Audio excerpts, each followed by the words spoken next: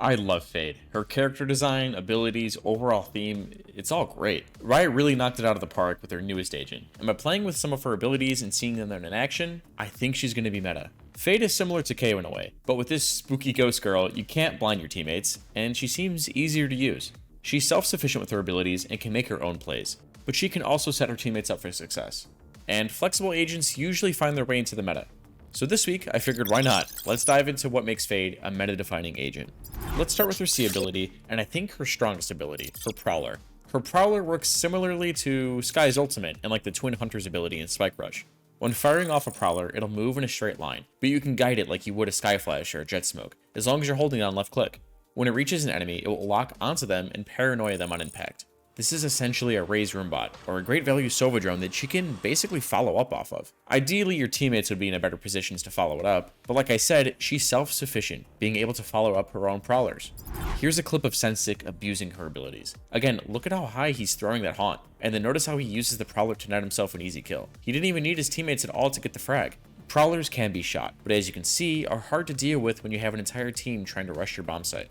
Now her signature ability, her Haunt, which you just saw, also works similarly to Sova's Recon Dart, as when you throw it, they glow as they would if they got tagged by Sova's Dart. Not only that, but the Haunt marks you, making you leave a trail wherever you run.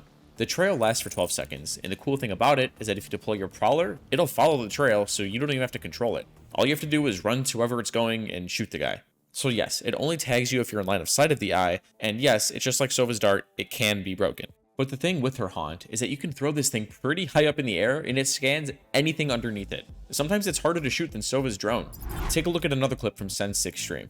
Look at how high he throws this thing before the enemy can even react. Like, you have to react to it so fast, you have to shoot it, get out before it marks you. Like, this ability is really strong. There are so many walls that I'm thinking about in my head that you might be able to throw it over and really screw up people's crosshair placement. Let's say you're pushing A on Ascent. Lob her Haunt over the wall, and the enemies have to flick up so far before they can even shoot you guys. Like, it's an even better Reyna flash that gives you wall hacks. It's nuts. And as a fun fact, and kind of like a warning to you Yoru players out there, Fade's abilities unfortunately aren't affected by Yoru's decoy. Meaning that if you're playing Yoru and you're facing a Fade, your abilities are useless. This could be a bug, but we'll just have to wait and see, so just be careful.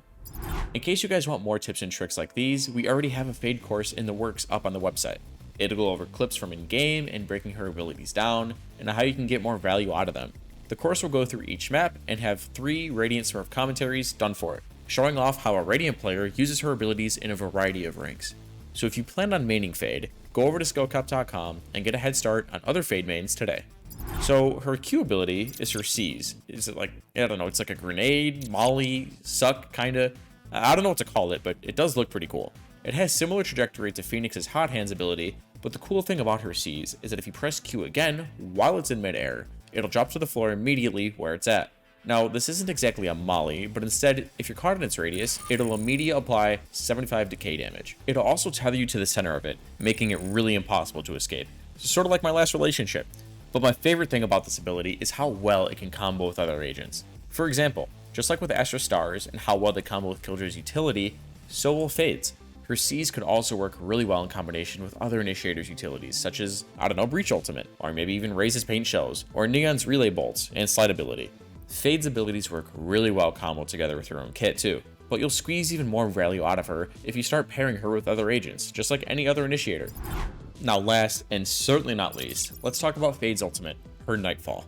This ability in of itself just looks really cool, but it does a lot as well. For anyone caught in Fade's Nightfall, they immediately take 75 decay damage, like her C's, they're trailed, and they're deafened, meaning their radar goes out. The size of her ultimate is similar in size to Breach's ultimate, and like his, it's great for retake, attack, and overall just really solid information. I think the fact that the enemy has trails coming from them makes executes, whether on retake or attack, much easier. You can basically pre-fire opponents, know where to put your other utility, like your flashes and whatnot, and they're basically one-shot as well. Overall, it could be better than Breach's ultimate. Keats, I think you're downplaying how crazy this agent can be. Yeah, what's up guys? It's King here. Guys, take a look at this round from Shroud. You'll notice he pops his ultimate, and then literally 2 seconds later, he knows all enemies are aiming, because the trails he gets on the ground lead straight there. They don't go towards sight. Not to mention, he could send his Prowlers immediately to run at them at Mach 10. And don't even get me started on this recon kill.